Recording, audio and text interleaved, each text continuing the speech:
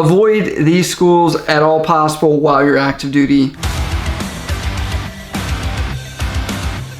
What is up, guys? You're watching Nikki MGTV for another military video for all your military video needs. As always, you can hit me up on Instagram, Snapchat, or down in the comments below if you have questions.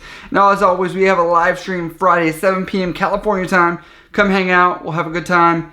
It's always a blast, and I can answer your questions directly there. So I'm making this video because I feel like there is a lack of guidance and there's not enough attention that's actually brought towards this. And there aren't enough people that are knowledgeable about this to actually make this an issue. And that's the fact of college. While you're in the military or you're enlisted, is the fact that like you're not going to be able to attend a traditional school like a four-year university or even a community college, which usually you may be able to do some night classes if those are offered. That is something to consider. Now, these are colleges that you would say aren't really legit colleges, but in the military, you are going to be targeted even harder because of the fact that you have a GI Bill, which is easily accessible and it's guaranteed money for these schools. I want to let you guys know this because I don't see a lot of this coming up from enlisted leadership, and I feel like it really should, because a lot of times there is just this push to go to school, and the understanding of quality education is something that's hard to come by. So I want to make sure you guys are not going to get screwed over when you guys transfer out of military life, or if you just want to transfer your credits or degree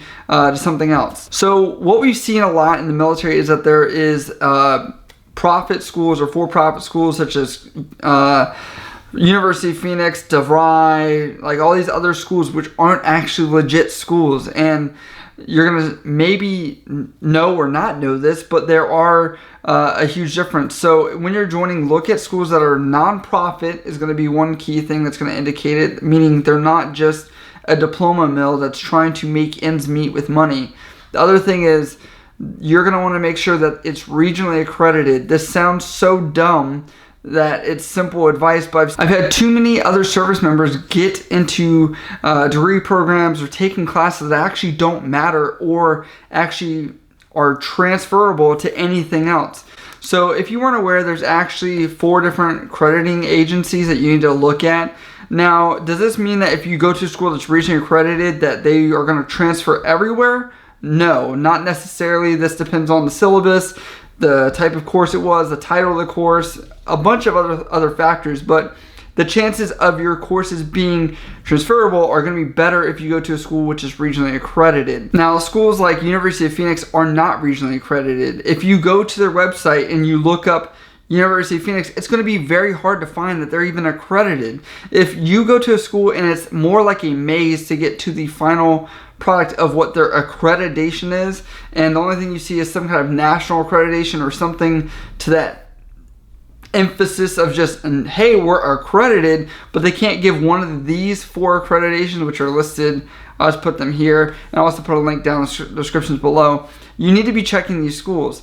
The hard thing about it is that these schools are going to target you because they have not traditional education options, but they are going to be able to give you education. And so they're going to target military members, and I don't want to see you guys go into that hole. Now, you're probably thinking, what's the issue with this if you're just getting education? The issue is that your degree will not be taken seriously. That is noted. I know that degree location does not always matter. If you got it from some university in your hometown versus Notre Dame or some other huge university, name does matter in some aspects, but also the ability for credibility and all that is going to matter. This is something that I wish was addressed by higher level military personnel, because recently we've had only one that has been called out, and that was University of Phoenix, when the government said they were no longer going to authorize tuition assistance for this school. Now, that's because this school wasn't providing quality education. They've had tons of different investigations,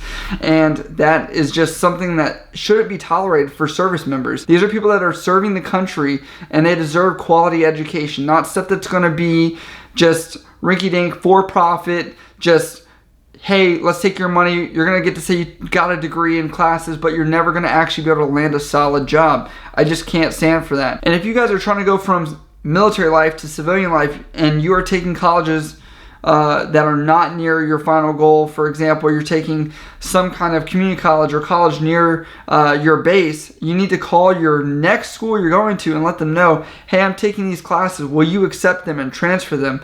Because if not, then you're taking these classes for no reason. I do believe that everyone should fight for their education and do as much as they can, and that's great that the military pushes that definitely on the enlisted side, and I agree with it. The one thing that I don't agree with is that we're seeing people go to institutions which aren't actually helping service members.